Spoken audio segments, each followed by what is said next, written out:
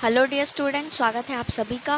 और आज का जो हमारा टॉपिक है वो है लेटर राइटिंग इन इंग्लिश। ठीक है, आप ट्रिक से कैसे समझेंगे कि लेटर राइटिंग कैसे करें कि आपको full out of full marks मिले।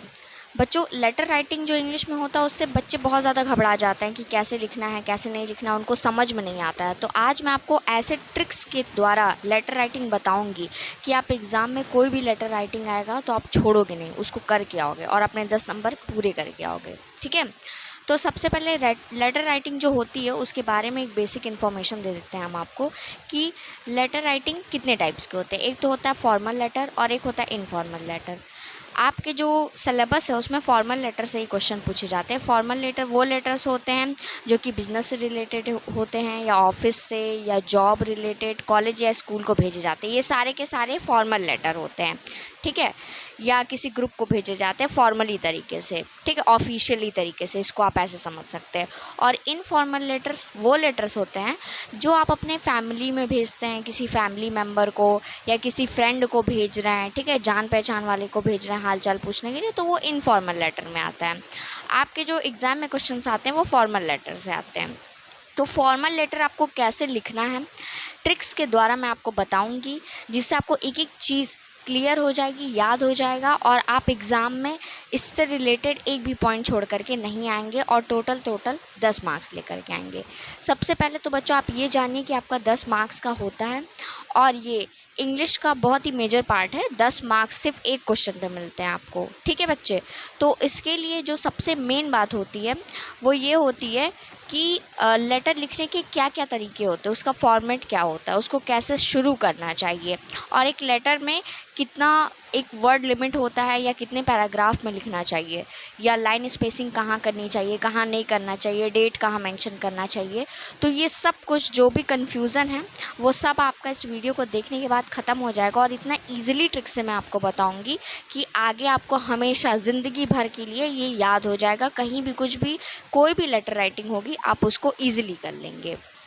उससे पहले मैं आपको ये बता दूं, अगर कोई भी बच्चा जो इस वीडियो को देख रहा हो वो गणित में कमज़ोर है, उसको ऐसा लगता है कि उससे मैथ्स जो है वो नहीं सॉल्व हो पाएगा, वो बोर्ड एग्जामिनेशन में मैथ्स को लेकर के बहुत ज़्यादा डर रहा है, तो हमारे पास एक बैच है टॉप 50 स्टूडेंट बैच। आप इसमें इनरोल हो सकते हैं।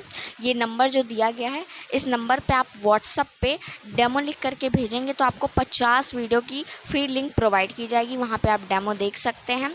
बच्चों, इस बैच में अगर आप इनरोल होते हैं ना तो आपके 95 तो मार्क्स कहीं नहीं गए मैथ्स में। मैथ्स एक ऐसा सब्जेक्ट होता है जो 100 आउट ऑफ 100 भी आपको दिला सकता है।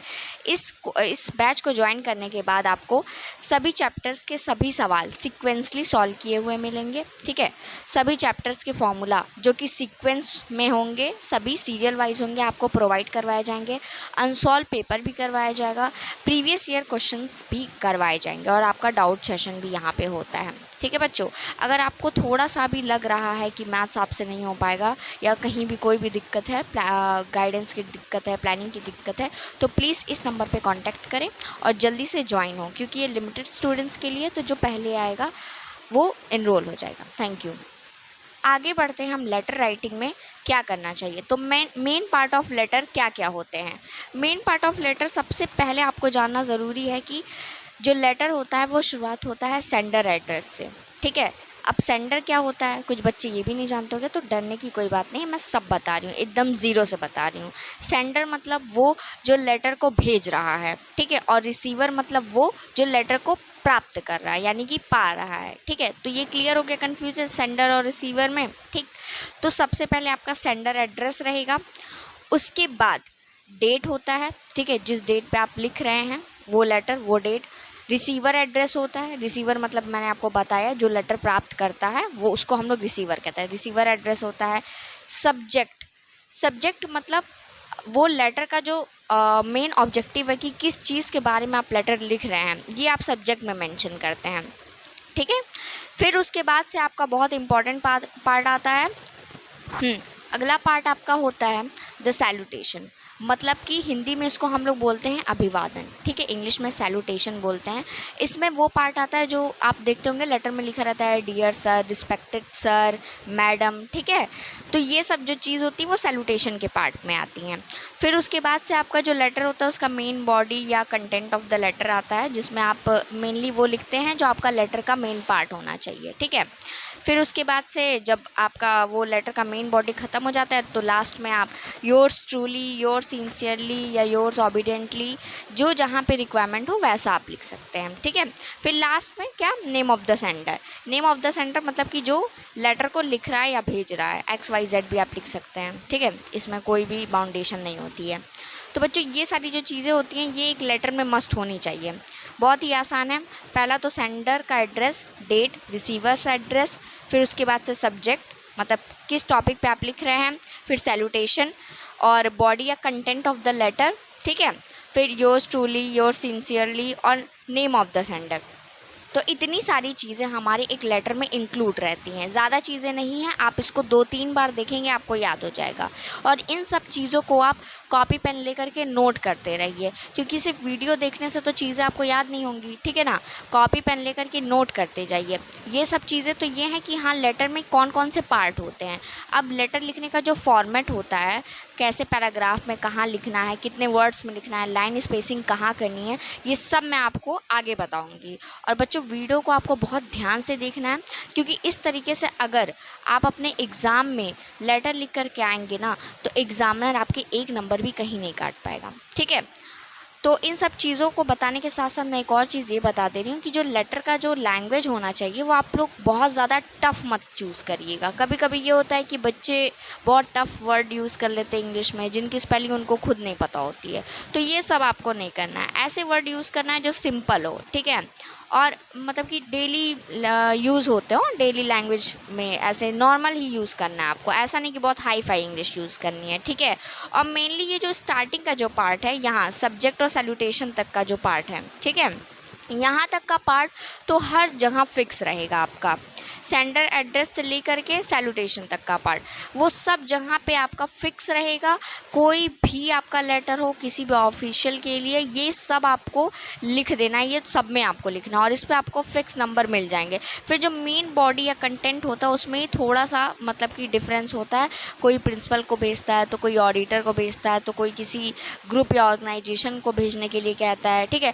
फिर यही बस मेन एक थोड़ा सा गड़बड़ क्रिएट करता है कि थोड़ा थोड़ा डिफरेंस हो जाता है। बाकी जो लास्ट का योर सिंसियरली वाला है ना, और ये नेम ऑफ द सेंडर, ये भी सब में कॉमन होता है। तो जब इतनी सारी चीज़ें कॉमन मिल जा रही हैं तो आपके 10 में से 7 नंबर तक तो ऐसे ही कंफर्म हो जा रहे हैं, 6-7 नंबर तक। बस मेन आपको कंटेंट के लिए थोड़ा बहुत पढ़ना रहता है। वो भी कंटेंट आपका जो आपका लेटर का टॉपिक दिया रहता है ना, उसी से आपको देख करके लिखना रहता है। उसी में 2-4 ऐसे वर्ड्स ऐड करके और आपको उसको उसी को रिप्रेजेंट करना रहता है, ठीक है। तो अब टाइम ना वेस्ट करते हुए मैं ये बताने जा रही हूँ कि फॉर्मेट कैसा रहेगा, कैसे लिखना और कैसे उसको रिप्रेजेंट करना। हाँ बच्चों, तो कोई भी लेटर लिखने के लिए ना सबसे पहले आपको ये सेंडर एड्रेस लिखना होता है, ठीक है। सेंडर एड्रेस जो कि मैक्सिमम 3 लाइन्स को, 3 लाइन से आपकी ज़्यादा नहीं होनी चाहिए ये, ठीक है। फिर उसके बाद आपको 1 लाइन का स्पेस देना है। 1 लाइन का स्पेस देने के बाद आपको डेट लिखना है। अब आप पूछेंगे कौन सा डेट लिखना है मैम, तो डेट के लिए ज़्यादा कन्फ्यूज़न मत क्रिएट करिए। जिस डेट पर लेटर लिखा गया ना, आप मान लीजिए जो एग्ज़ाम वाला आपका दिन होगा, ठीक है, तो जो आपका एग्ज़ाम वाला दिन है वही आपको डेट लिख देना है, ठीक है। मान लीजिए आपका एग्ज़ाम पड़ा, मैं एग्ज़ाम्पल ले रही हूँ बस कि 18 फरवरी 2024, ठीक। तो आपको उसको ऐसे लिख देना है, ऐसे 18 फरवरी 2024, ठीक है। ऐसे लिखना है आपको, ये नहीं कि ऐसे लिख दें 18 और फिर ये 2024, नहीं, ये फॉर्मेट गलत होता है, ठीक है। मार्क्स कट जाएंगे आपके। ये वाले फॉर्मेट पे आपको लिखना है, ठीक है बच्चों। इसको ध्यान से देखिए, एक एक चीज़ बहुत ज़्यादा इंपॉर्टेंट मैं बता रही हूँ। फिर उसके बाद सेंडर एड्रेस हो गया, लाइन स्पेसिंग हो गई, डेट हो गया। अब उसके बाद से आपको फिर से लगभग 2 लाइन छोड़ देना है, क्योंकि अब आपको रिसीवर्स के बारे में लिखना है, ठीक है। तो यहाँ पे जब भी रहेगा तो एक वर्ड कॉमन रहेगा, टू के बाद कॉमा। ये किसी के लिए भी आप लेटर लिख रहे हैं, किसी ऑडिटर को, प्रिंसिपल को, स्कूल या कॉलेज के प्रिंसिपल को, कहीं भी कुछ ऑफिशियल, तो 2 तो आपका ज़रूर रहेगा। फिर है फिर उसके बाद से ये receiver designation and address. Designation का मतलब ये होता है कि उसकी उपाधि क्या है। जैसे कि अगर आप स्कूल के लिए लिख रहे हो, ठीक है, तो स्कूल में अगर आपको प्रिंसिपल पे लिखना है, ठीक है, प्रिंसिपल को लेटर लिखना है, ऑफिशियल लेटर, तो आप टू द प्रिंसिपल कर दोगे, ठीक है, यहाँ पे डेजिग्नेशन में टू द प्रिंसिपल। अगर आपको प्रिंसिपल को नहीं लिखना है, आपको अपने क्लास टीचर को लिखना है, तो टू द क्लास टीचर, ठीक है। आपको बैंक के लिए लिखना है तो to the bank manager. Designation का मतलब ये होता है कि उस इंसान की उपाधि क्या है, आपको उसके हिसाब से डिनोट करना है, ठीक है। अगर आप किसी न्यूज़पेपर के ऑडिटर को लिख रहे हो तो टू द ऑडिटर। बस ये चीज़ आपको डिफरेंस करता है और यही चीज़ आपको ध्यान देना। ये चीज़ क्वेश्चन में पता रहेगा आपको कि किसको लिखना है, तो उसी हिसाब से आप लिखिएगा, ठीक है। फिर एड्रेस, जिसको आप लिख रहे हो उसका एड्रेस, ठीक है। फिर अब इतना हो जाने के बाद आपका आता है सब्जेक्ट। सब्जेक्ट में बच्चा आपको बहुत ज़्यादा चीज़ें नहीं लिखनी है, ये नहीं कि पूरा क्वेश्चन ही उतार करके लिख लिया है। सब्जेक्ट का जो वर्ड्स लिमिट होता है ना, मैक्सिमम 4 लिमिट में हो, ठीक है। जैसे मान लीजिए आ गया कि write letter to concession in your fees, ठीक है, तब आप इसमें क्या करोगे कि a letter to principal in fee concession. इतना लंबा नहीं आपको लिखना है, आपको बस लिखना है कंसेशन इन फी, ठीक, बस 3 से 4 वर्ड, ये मैक्सिमम लिमिट होनी चाहिए, उससे ज़्यादा आपको नहीं लिखना है, ठीक। फिर आगे बढ़ते हैं। अब सैल्यूटेशन में लिखना है आपको। सैल्यूटेशन में जैसे मैंने आपको बताया रिस्पेक्टेड सर या रिस्पेक्टेड मैडम, ठीक है, या डियर सर डियर मैडम, ये सब आपको लिखना। उसके बाद से आपका ये सैल्यूटेशन, ये जो जितनी भी चीज़ें मैंने ऊपर बताई ये लगभग सब में कॉमन होती है, तो ये बहुत ज़्यादा इंपॉर्टेंट है। इसका आप स्क्रीनशॉट ले सकते हैं या जैसे चाहे उसको नोट कर सकते हैं, बस इसको आपको भूलना नहीं है। फिर उसके बाद से मेन बॉडी आता है लेटर का। मेन बॉडी में जो भी आपका सब जो ऊपर लिखा रहेगा कि आपको इसके विषय में लिखना है या उसके रिलेटेड लिखना है, वो आपको सारा लिखना है और कोशिश ये करना है कि मिनिमम 3 पैराग्राफ तक लिखें, क्योंकि इसमें आप चीज़ों को थोड़ा एक्सप्लेन करके लिख सकते हैं। लेकिन ऐसा भी नहीं कि अनावश्यक बातों को डाल दें, अननेसेसरी चीज़ों को नहीं डालना है, ठीक है। जो भी डालना है वो सारी चीज़ें आपकी क्या होनी चाहिए, फैक्चुअल होनी चाहिए और रिलेटेड होना चाहिए। किससे रिलेटेड होना चाहिए, आपके लेटर से रिलेटेड होना चाहिए, ठीक है ना। उसके बाद से जब आपकी मेन बॉडी होती है वो ख़त्म हो जाती है, तो लास्ट में ये आपको थैंकिंग यू लिखना है, फिर कॉमा देना है, फिर योर्स फेथफुली सिंसियरली ऑबिडेंटली, जो आपको सही लगे सुटेबल लगे उस हिसाब से लिखना, और लास्ट में ये XYZ। तो बच्चों ये होता है टोटल फॉर्मेट एक लेटर राइटिंग का। और अगर आप इस तरीके से लेटर राइटिंग कर रहे हैं तो मैं गारंटी के साथ कह रही हूँ कि एग्ज़ामिनेशन में आपके 10 मार्क्स पक्के हैं, क्योंकि एग्ज़ामिनर को कहीं कोई मौका ही नहीं देंगे आप कि वो आपके 1 नंबर भी कट कर सके, ठीक है। इसमें जो सबसे इम्पॉर्टेंट बात थी वो मैंने बता दी कि हाँ आपको कहाँ पे क्या और कैसे यूज़ करना है। ये लाइन स्पेसिंग की बात हो गई, सेंडर एड्रेस में मैक्सिमम 3 लाइन्स, ठीक। फिर उसके बाद से मेन बॉडी में मिनिमम 3 पैराग्राफ तो लिखना ही चाहिए, क्योंकि यहाँ पे आप चीज़ों को एक्सप्लेन करके लिख सकते हो। सब्जेक्ट जो हो उसकी वर्ड लिमिट ज़्यादा ना हो, कोशिश कर 4 से 5 वर्ड में वो ख़त्म हो जाए, ठीक है।